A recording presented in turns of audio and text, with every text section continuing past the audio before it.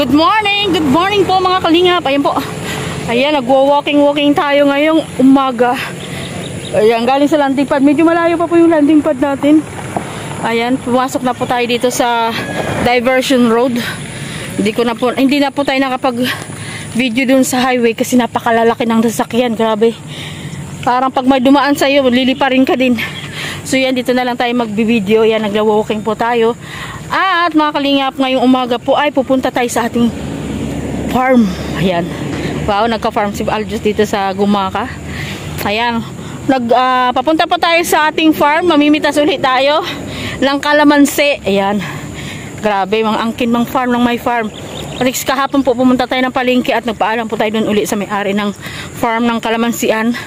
At nanghingi po kami ng kalamansi ni Ate Lydia. Ayan o. Kasama ko po si Ate Lydia. Asan na? Ang layo pa doon.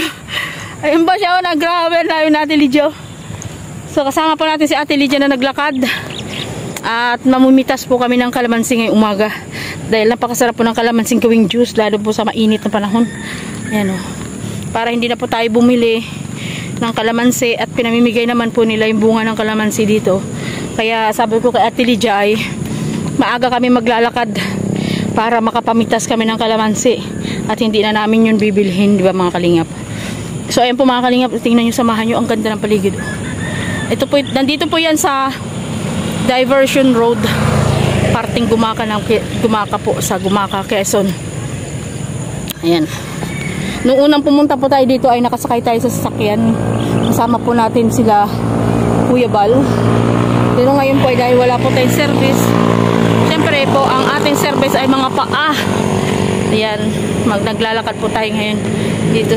Maganda po dito ang pagbablog kasi hindi po ito masyadong maraming sasakyan. Bibihira po. Marami, so dumadaan naman po pero hindi ganun ka-busy kagaya po dun sa highway. Hindi na halos nagpapahinga ang kalsada dun. So ayan, ang ganda oh. Ayan. Ayan po mga kamalingap, samahan nyo po kami. Ayan. Para bago po sumikat na mainit yung araw ay marami na tayong mapipitas. Minsan po naisama ko na dito sa Rich Falcon, di ba? Kasama natin si Rich Falcon na namitas dito sa Kalamansian. Dahil minute natin dito si Ma'am Lita Haber. Ayan, kasama sila natin siyempre dati sila Sikmaya. Ayan. Si Pure Health ang nag-drive. Ayan, lumalagpas po yung aking lumalagpas yung aking lipstick. Ayan, kasi pag wala tayong lipstick ay napakaputla. Parang kala mo ay pinabayaan ang sarili. So yan. Buti na lang po mga kalingap, masipag maglakad si Ate Lydia. Ayan, nasasamahan niya ako maglakad-lakad. Para sa exercise na rin. Oo nga. Buti na lang, nakahanap tayo ng masipag maglakad. Ito po talaga ang gusto kong gawin, yung paglalakad, magpapawis. Yan, yun ang gandang gawin. Yung magpapawis tayo araw-araw, no? Umaga. At ang maganda, pag umaga pa tayo umalis para hindi mainit. Pagdating ng kainitan ng araw, ayan, silong na tayo. Kasi syempre, hindi rin po maganda sa katawan yung sobrang init. Ano, ito yung mga daanan.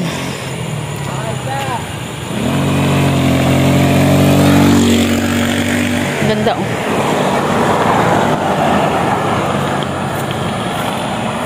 Day.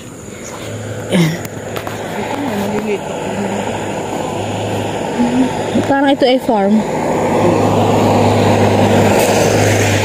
Angel, never go away. That's why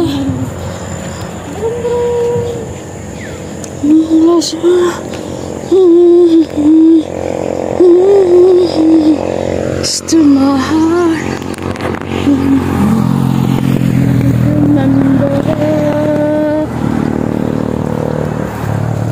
it's smiling, keep shining, knowing you can always count on me. For sure. That's what friends are for. Mabababa lang ang nyug, ano? Hindi siya, ano. Tingnan niyo po. Mabababa lang yung nyug dito. For good times and bad times, I'll be on your side forevermore.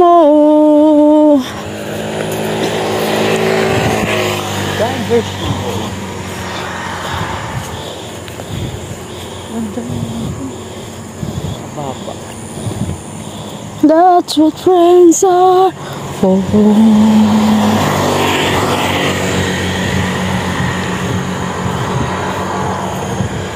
Keep smiling, keep shining, knowing you can always count on me.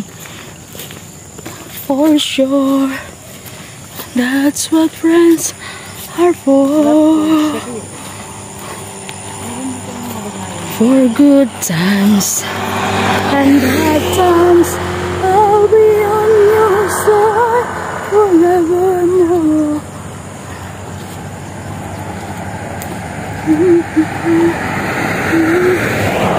Ayan, lot for sale. Sa mga naghahanap po ng lote. Ayan po, oh. Tabing kalsada. Ang tanong, tabing kalsada ba? Tabing kalsada. Ayan, nakabakod na. Sa mga gusto pong bumili ng farm, baka ito ay, kaya lang nakalagay kasi lot.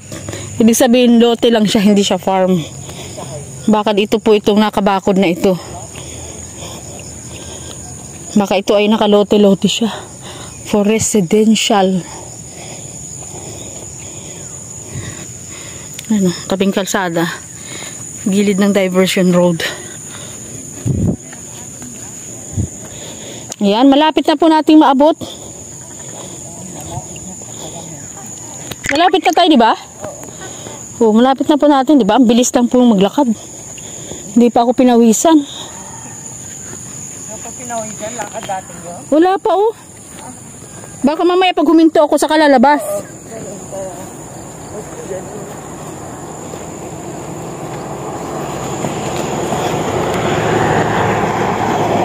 Ayan. And good times and bad times, I'll be on your side forevermore. That's what friends are for.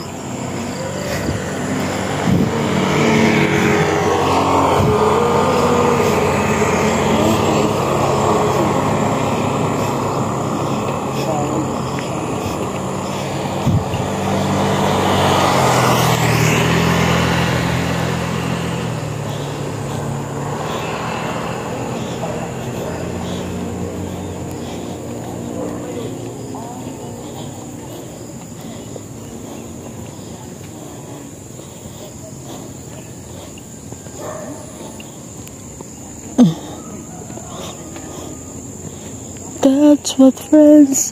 Ito po ang gusto ko talaga ng mga lugar na mga pupuntahan. Ay, ito nga, tingnan mo, may Gumaka. Ayun, Gumaka Mango Post Harvest Facility ng Barangay Panikihan. Ibig sabihin sa likod niyan ay puro manggahan. Puro manggahan yung likod niyan. So, ito naman dito sa kabilang side ay nyugan. Ang linis po ng kanilang nyugan, oh.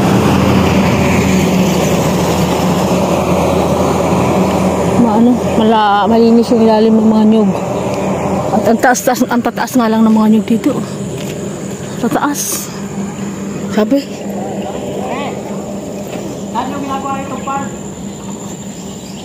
Ayan, malapit na po tayo. Nakikinikinita ako na. Isang liko na lang. Isang liko na lang. Isang liko na lang. Isang liko. Dami ipil-ipil. Alam niyo po mga kalingap, itong bunga ng ipil-ipil ay may pakinabang po yan. Iyan pa, ikinukulikta. Iyan, oh. Tingnan niyo po yung mga bunga na yan ng ipil-ipil. Kinukulikta po yan at pinatutuyo. Ayan po mga kalingap, sa mga nakakapanood. At marami pong ipil-ipil sa paligid ng inyong bahay. Maraming bunga. Ito po ay nabibinta po mga kalingap. Ayan, yung bunga po ng ipil-ipil ay tinutuyo po yan at kinukulayan ng gold. Ginugold po yan, kinukulayan po siya ng gold.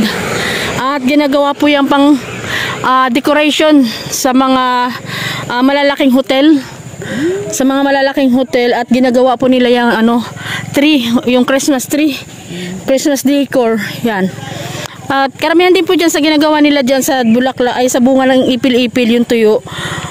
Pag pininturahan na po yan ng gold, dinadala pa po yan nila pang export. Marami po dyan mga foreigner na mahilig po sa native.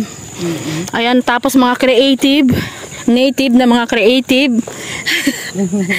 Yun, ginagawa po nila pang decoration yan sa mga malalaking hotel, malalaking resort, malalaking mga events.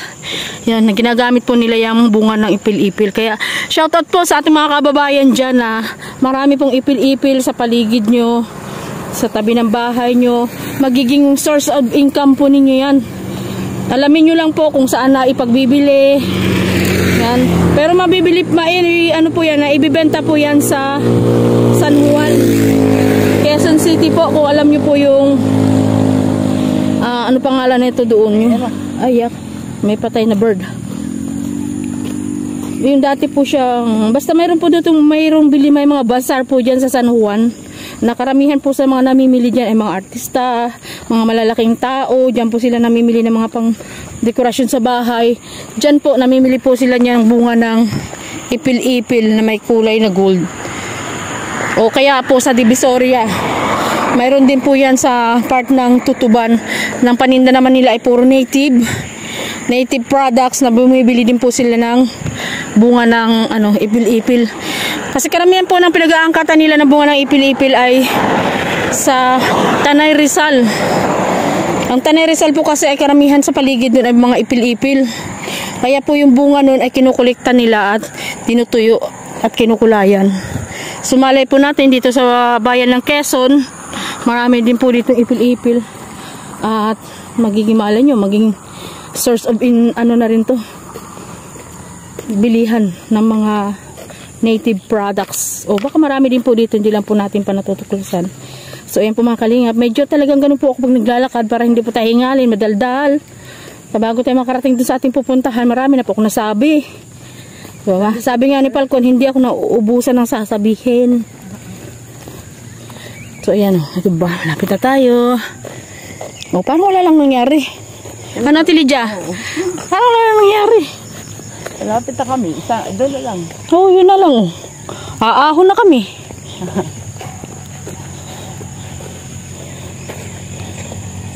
Pag maganda rin pati pag yung maging creative ka. Marami kang mapapakinabagang bagay. Ganun, kagaya niyan, di ba? Ni-recycle nila yan. At least, mayroon silang pang dekorasyon. Ayun, sa bahay nila. Meron silang pang dekorasyon sa bahay nila. Ni-recycle nila yung bote ng Mountain Dew. O, diba? Ganun, dapat po mga kalingap. Maging creative tayo sa ating paligid. Yung basura ng iba ay pera mo. Ganun na. Basura ng iba, pera mo. Ayan o. Paligid. Ganun lang yung paligid nila, pero nagiging creative sila. O tingnan mo, yung nabagay din yung green ng daan ng bote ng Mountain Dew dun sa kanilang paligid. Sa gabi. Umiilaw, di ba? Umiilaw yan. Maliwanag. Umiliwanag yung bote ng ng Mountain Dew. Mountain Dew nga ba yan? Mountain Dew. So ayan. Dito na tayo. Malapit na. Ay, tower dito. Ano yan, ate? Bakasyonan? Parang ito yun. Yung bahay na yan, bakasyonan. Parang government din. Oo. Government facility. Yan, ito, lawak ng kalsada. Ang sarap mag-drive dito. Walang kahirap-hirap.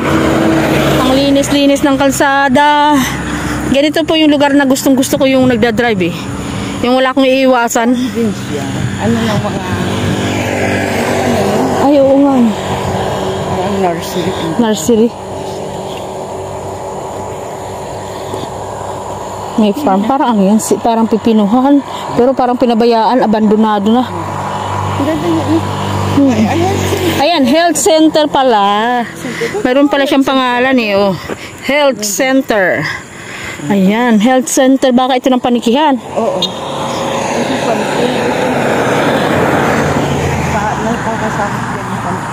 Oo, panikihan. Super Health Center. Ayan, ang ganda po ng health center nila. Malinis. Malaki. Malawak ang paligid. Ayan. Ano kaya yan? Siguro sili. Ayan, parang mint. Wala namang bunga kung sili. Ay, parang sili nga. Oh, farm ng sili. Pangsigang. Pangsigang. Pangsigang. Hindi po ngayon season ng mangga, kaya wala pong mangga. Pero itong pong paligid natin ay puro puno ng mangga. Ayan.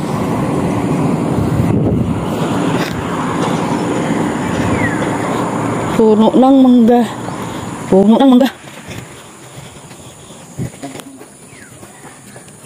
Oh, you can always count on me. For sure. That's what friends are for. Good things. Oh.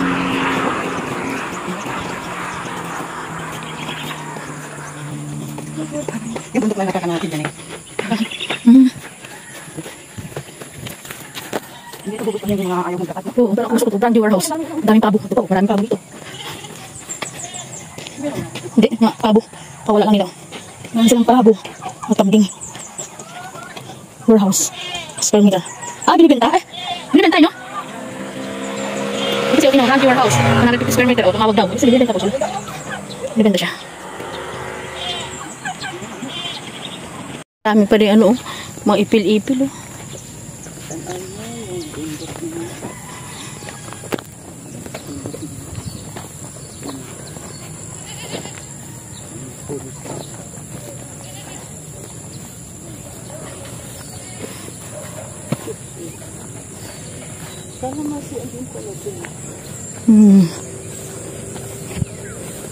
Kalamansi, ano manggahan? Ayun, mangga. Oh, marami na nagja-jogging oh. Ngayon po ay 8 o'clock pero ang init po ay parang 12 o'clock na. No? Pero ang init po ng araw ay parang 12 o'clock lang.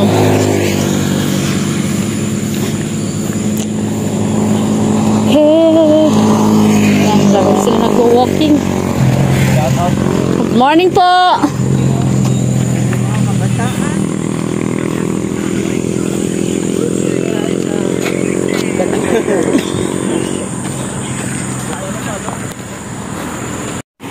Kalabaw.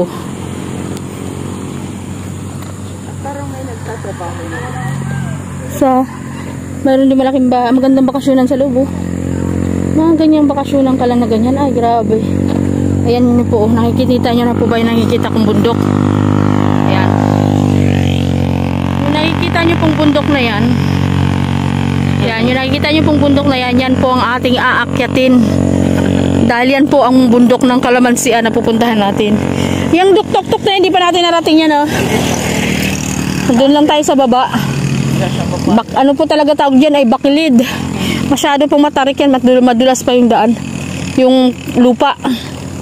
Mabuti lang po ngayon ay hindi umulan at hindi maputik. O yung kalabaw nga din o, nagmamahalan. O tingnan nyo. Ano ba yun tawag dito? Hindi hadlang ang bakod. Yan, hindi po hadlang ang bakod sa kanilang pagmamahalan. Ayan, di ba? Nasa labas po ng bakod sila lalaki, si babae po ay nasa loob. Ayan, at sila ay ayan o. walang pinagkaiba sa mga tao, ano? Tao. Yung mga pinagbabawalan na magulang. Ay, pudig. Grabe ng kalabaw. Pinagtitripan nyo ako, ah. Diba? Asan ba yun? Hindi ko rin makita yung aking nayato yung kalabaw. O, sabi niya, lumabas ka dito. Lumabas ka. Ayan, o. Nang-aarkit siya, o. Lumabas ka dito. Dito ko sa labas. Ayan, o. Grabe po, o. Naglalabing-labing din ito. Hindi hadlang ang bakod sa aming pagmamahalan. Oh, yung tao, di ba kuya? Hindi hadlang ang bakod.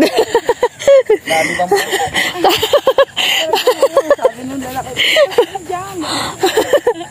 Nagtripan yung kalabaw ni Kuya. Si Kuya para may-ari ng kalabaw. Kuya, wag mo naman sila masyadong higpitan. Na masyado ka naman Kuyang konservative. Nagtripan yung kalabaw. Ay, masira. Nausap. Yan. Ayan ang magandang hamog sa ubaga. Ayan, hindi pa rin na mawawala. Di ba ito yung hamog. Bata, maliit pa. Oo, yan ang inaano sa bata. Ito na ang hamog na ipinapahid sa tuhod. At din daw ay malalakas. Para daw lumakas ang tuhod. Kaya pala ang mga bata noon, layas ng layas kasi malakas ang tuhod. Yan, malakas po ang tuhod kung ano-ano mga ano eh. Ayan po ang kalabaw. Ang kalabaw ay parang tao din yan. Habang hinihigpitan mo, lalong kumakawala. Diba? Habang pinagbabawalan mo, lalo talagang ginagawa. Wala yung pinagkaiba sa tao. Andun pa rin yung mga puno na. Malinis na nga, pero hindi pa rin nila pinuputol yung kalamansi. Ayun po doon sa tuktok na yun. Sa tuktok na yun, ang bundok na yun. Ayan, doon po tayo kukuha ng kalamansi. Nagpaalam na po tayo sa may-ari niyang kahapon at namit po tayo natin siya sa palengke. Ate, ano pangalan niya po pala niya? Si Tess. Si Ate Tess. Ayan, thank you po kay Ate Tess. At pinayagan po kaming mamintas na naman dito ng kalamansi. Sa kalamansian niya. Ayan. Nakakalibre po tayo dito ng kalamansi. At parang kahit na malayo ka ay makikita mo nahihinog na yung kalamansi. Ayun o, naninilaw na po yung taas o. Kung nakikita nyo po ang nakikita ko. Naninilaw po yung taas. Andito na tayo sa gilid. Pero yung nasa babang part, parang ano siya? Parang Dry na. Paktay na paktay. Kasi ang balita ko, papalitan niya. Papalitan Paktay na, uy. Paano ba yan? Wala tayong kasamang matatangkad dito. Ayan, shout out po kay Rich Falcon. Kasama ko siya dito noon. Siya nagpipitas kasi. Diba? Naranasan na rin yun. Kuya Rich Falcon. Ayan. Kami ay andito. Sa farm ng kalamansian mo. Ayan, bumalik. Namiss ka ni Aldous. Oo nga, namiss ko siya dito kasi wala akong mapagpipitas ng kalamansi eh. Ayan. Dito na. Pero kahit siya ay dry na yung mga puno niya, marami pa rin siyang bunga. Ano? Ano yung buong? Oy, di ba tayo magpaalam dun? Oh. Ha? At adya, oh, hindi na. Ay, hindi na? Oo. Okay na yan. Didiretso na tayo? Ayan, didiretso na daw po kami, sabi na Lydia. Ayan, at andito na. Kaya, ayun po, nakikita niyo po yan kung gaano katuktok yan. Kami yan. Pero paano natin to ngayon kukunin? Ayun, ang dami pa rin po siyang bunga. Oh. Kahit natuyo na yung kanyang katawan. Ang dami bunga. Ayan oh, ang dahon niya ay bunga. Ito po yung sa puno oh. Ay, hindi. Naglagas siya. Ah, Tapos ngayon, bagong may magbubunga mga siya. O, tingnan mo to. O, nandito na siya. O, diba binigyan niya ako mababa na lang siya. Ito na. Kami ngayon ay Maninitas na. mangunguha na ng kalamansi. Ayan o. Tess! Na ito na kami! Kukuha kami kalamansi. Ayun dyan babae niya? Yan dyan. O, yan bahay niya. Ah. Ayan. Ate Lydia pala nakalimutan natin yung bag. Meron. Ah. Sana? Ang lalaki ano? Oo. Tani ka. Uy, nga di nilaw na. Kaya nga noon. Ito po ang dami Ang oh. dami ko naninilaw yun. So ayan po mga kalingap. Kami po ay mamimitas muna. Ayan. Para kami ay makarami. Kami po ay magpipitas muna. Hindi kami pwedeng mag-video. Kaya nga. Grabe, ang dami. Dilaw na sila lang.